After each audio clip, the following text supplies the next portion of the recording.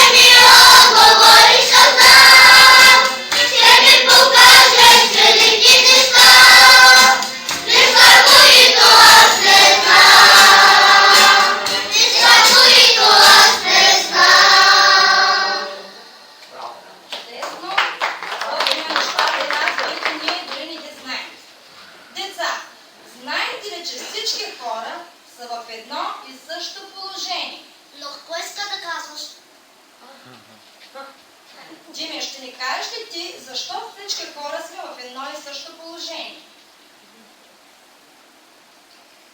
Римляни 23:20 казва, понеже всички се грешиха и не заслужават да се прославят от Бога. Това означава, че всеки от нас е недостатъчен за Божията слава. Но това е много точно. Да, тъжно е, защото всички се грешихме и не заслужаваме да се прославим от Бог. Но има и добра вест. Тя е, че Исус плати пълната цена за нашите грехове и ние можем да бъдем новородени за един нов живот. Румяна, ти ще ни насърчиш с някои стихове от Библията? Да. Йоанна 11 глава 25 стих казва, аз съм добрия пастир. Йоанна 10 глава 7 стих казва, аз съм вратата на овцете. Йоанна 14 глава 6 стих казва, аз съм път и истината и живота. Никой не идва при Отца, освен чрез мене. Така, тук разбрахме, че Бог е пътя, истината и живота. Деца, кой ще ми каже, коя е най-дългата глава в Библията? Здравка, кажи. В Псалм 119 е най-дългата глава в Библията, с 176 стиха. Това е най-чудесната молитва. Точно така. Знаете ли, че Исус е много внимателен? Тук пък се казва, че Исус е много внимателен и сега ще видим защо е внимателен. В Откровение 3:20 пише, ето стоя на вратата и хлопвам. И ако чуе някой гласът ми и отвори вратата, ще вляза при него. Исус стои на нашите сърца и чука. Той чака ние да отворим сърцата си и да го поканим. Той наистина е внимателен. Поканва ли си го ти в твоя живот? Разбрахме защо Исус е внимателен. Той стои и чака. Ако ти му отвориш, той наистина тогава ще влезе. Дона, а ти какво имаш да ни кажеш днес? Библията казва в Римляни 10 глава, че ако изповядваш с устата си, че Исус е Господ и повярваш в сърцето си, че Бога е възкресил от мъртвите, ще се спасиш, защото със сърце човек вярва и се оправдава, и с уста прави изповед и се спасява, защото който призове Господното Слово ще се спаси.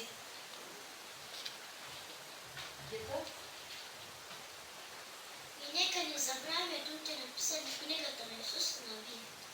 Да не забравяме думите в книгата на Исус Навиев. И какво пише в книгата на Исус Навиев? Дора? Тази книга на закона да не се отдалечава от устата ти, но да размишляваш върху нея ден и нощем, за да постъпваш внимателно според всичко, каквото е написано в нея, защото тогава ще напредваш в пътя си и ще имаш успех. Добре. Наистина тогава ще напредваме, когато четем Библията и живеем. И накрая Иляна ще ни каже, защо трябва да се носим Библиите? Когато се носиш Библията, дявол получава главоболие. Когато я отвориш, той припада. Когато те види, че я четеш, той отслабва. Когато те види, че я живееш, той бяга.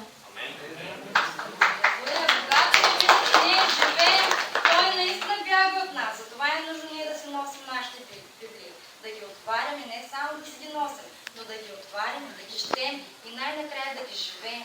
Да видят хората, че ние живеем Библията. Има живот в Библията! Наистина има живот в Библията. Това беше от нас днес с децата.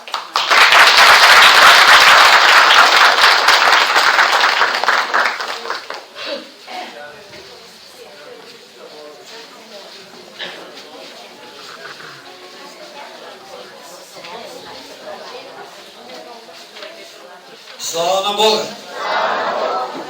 Днеска е ден на Библията. Разбрахте ли, че децата ни послужиха с тази програмка. Бог да ги благослови. Една църква е жива, казах миналата седмица и пак ще го повторя, когато има деца в църквата. Амин. Те са нашето наследство. Затова винаги трябва да се молим за нашите деца към църквата. Бог да ги благославя. Амин. Във всичко и да напредват в мъдрост и сила и във връз, както нашия Господ Исус Христос. Амин.